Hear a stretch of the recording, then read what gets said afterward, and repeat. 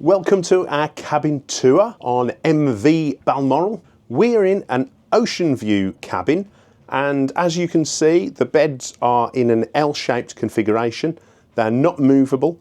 We've got a big unit here which is impossible to move, so this is how the beds stay in this cabin. We've been in here for a few days now, so we've had a chance to get to grips with any of the quirks of it, and we'll share those with you now. We've also been granted access to have a look at some other cabins, and you can decide which type of cabin would be best for you. Drop your answers in the comments, see what you think and which is your preferred option. The beds, they are both singles. If you push them together, it would probably make about a queen sized bed. Unfortunately, you can't get your suitcases under. That's one of the things that we noticed. Just under here, there's a post which stops you from putting your suitcases under, even when we've flattened them out. So it's very unusual that we don't put our suitcases under. So we've had to put one at the end of this bed and one in the wardrobe. But luckily, there's plenty of wardrobe space. Now, the beds are quite firm, I would say. We don't mind that, and the duvets are fairly light, probably a summer weight type of duvet. But it's November and we found that the aircon works very well. So whether you like it hot, whether you like it cold, play around with the aircon and just get it to what might be right for you. At the moment, we go from about 23 degrees in Malaga to whatever it is in November at Southampton. So we might be tweaking it up just a little bit as we go further north.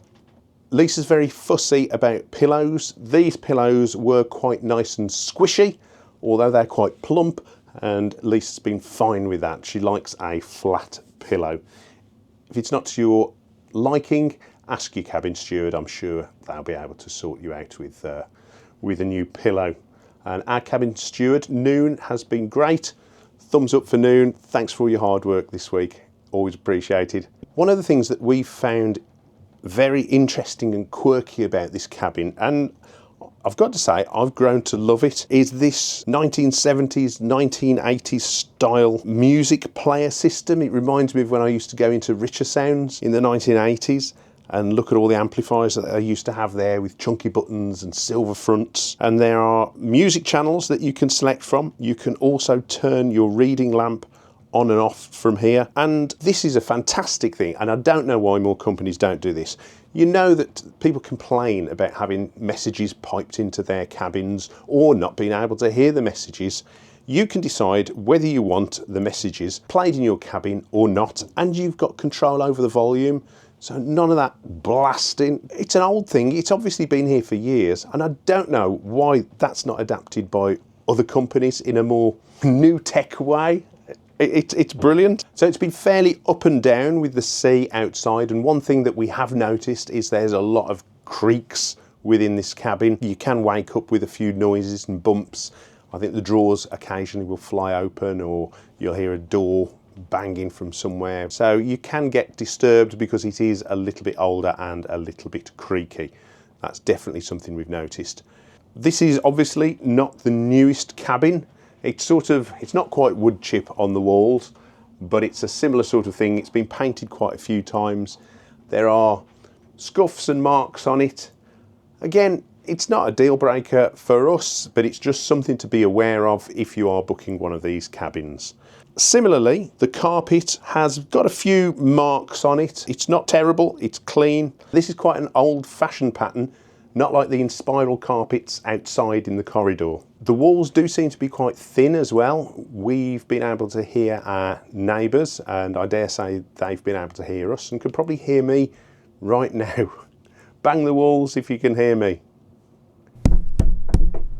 Oh, there you go. There are two chairs in the room. There's one bucket seat and there is one for the dressing table. There's a bin down here just to put your garbage in, and a table which is quite useful because it's right underneath the plug sockets. As you can see, it's a little bit rocky today. We're in the Bay of Biscay at the moment, so we might be in dire straits quite soon because we're getting a gale force 7. But this is really handy for your charging, to charge your bits and bobs. And there are plenty of sockets. There's a US one. These are 2 European sockets. There's another European socket here, a shaver socket there, and another European socket here. So there's no shortage of sockets here in this ship. One very good thing which you don't tend to get, they're taking them out of a lot of cabins, we have a fridge under here, and that has come in quite useful. Plenty of drawer space. There are 3 big drawers down here by the beds, 5 drawers here in this dressing cabinet.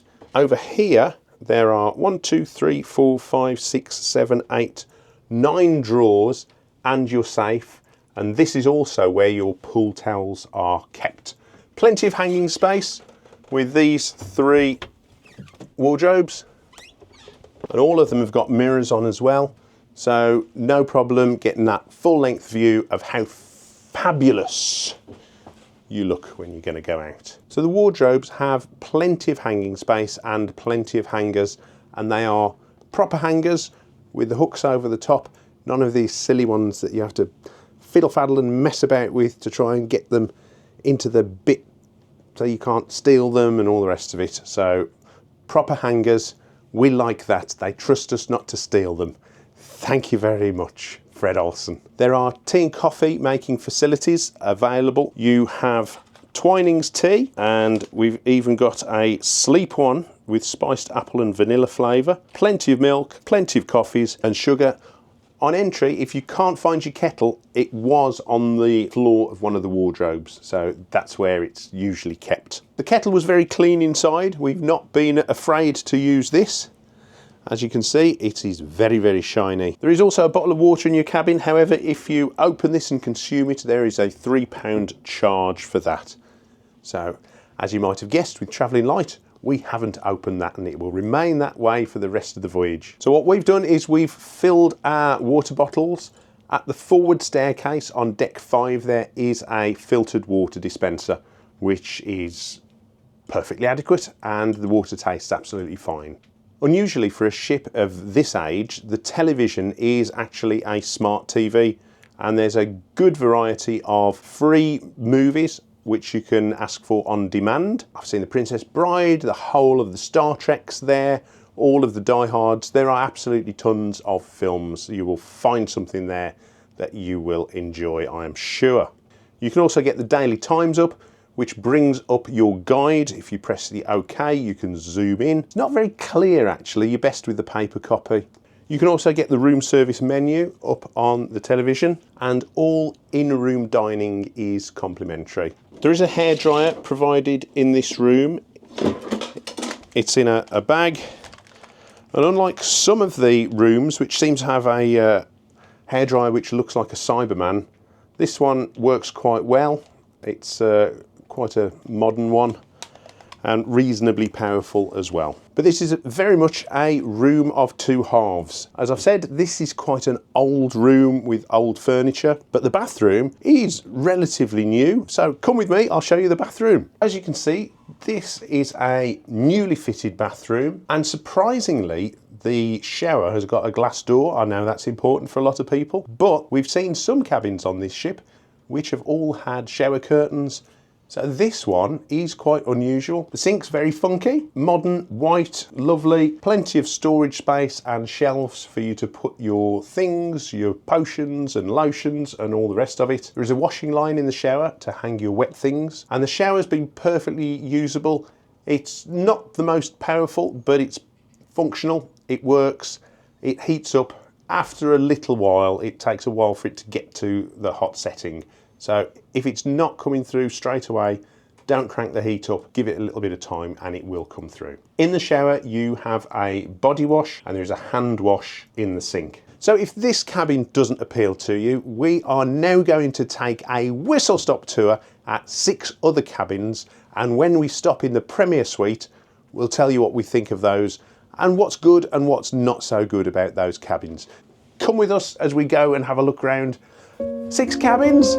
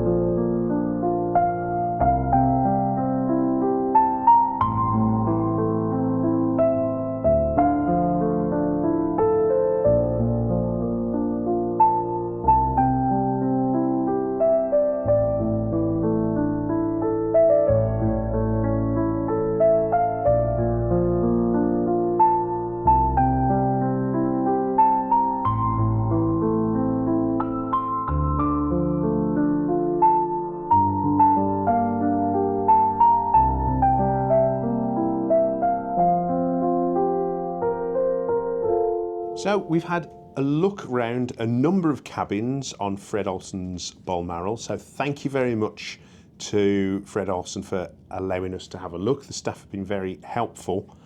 And I hope that's given you an idea of the sort of accommodation that's available. But I think we've come out with some overall impressions of the things that we've seen. I think firstly, I would say that although all of these cabins are perfectly adequate, there are dinks and marks and stains in all of them in various places. So don't go in expecting everything to be perfect and pristine. It is an old ship after all. It is, yes, 1988. So I'm prepared to forgive that. Yeah, There's so nothing am I. that's horrific. Everything's clean and tidy, but it's just the furniture is of an age. So from the cabins that you've seen today, what's your impressions? Have you got a favourite? Well, obviously, my favourite is the one we're in now, which is the Superior Suite. Premier Suite. Premier Suite, sorry, Yeah. yeah, we're in the Premier Suite.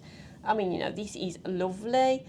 But even though it's absolutely lovely, personally, I wouldn't pay to stay in here just because, I'd rather get an inside cabin and go on 4 cruises than stay in a Premier Suite and go on one. That's just the way I am. But I totally understand people may think differently, and that's fine. It's just personal choice. Yeah. If you want to splash out and if you don't have much holiday, but you've got lots of disposable income, crack on, book the best that you can. Yeah. There's a nice large balcony here, which is really And you've got, good. your full-length sunbeds on here, which is great. I also thought that the single interior cabin was very spacious, actually, for a single. Yeah, we'd heard people saying that cabin. there weren't deals for single people, but there's a singles cabin. I don't know how many there are. I think perhaps they were saying that the prices are expensive for solos. But the rooms are good. The rooms are good. Also, the adapted interior cabin I thought was good for accessibility issues. Lots of space in there. Yeah, You've low got the beds. lower bed. It was an automated opening bathroom door. Yeah. If you wanted an accessible cabin, I think that's a really good option. But accessible cabins, you generally do need to book them well in advance because they are limited. But I think, that's a very good option on this ship. I also felt that I couldn't see a great deal of difference between the cabin that we're in, which is an ocean view cabin, and a superior ocean view cabin. I couldn't see a great deal of difference, if I'm honest. Yeah, the only difference is that we've got L-shaped beds, and those had got side-by-side beds. That's just about the only difference. That we could see. Yeah. So the idea of this video was just to give you an overview of the cabins, the different types that there are. There's quite a number, but it'll give you an idea of what's available, what it looks like, and what you might want to book. So I hope that's been useful. Thank you very much for watching. As ever, you take care. Goodbye. Bye.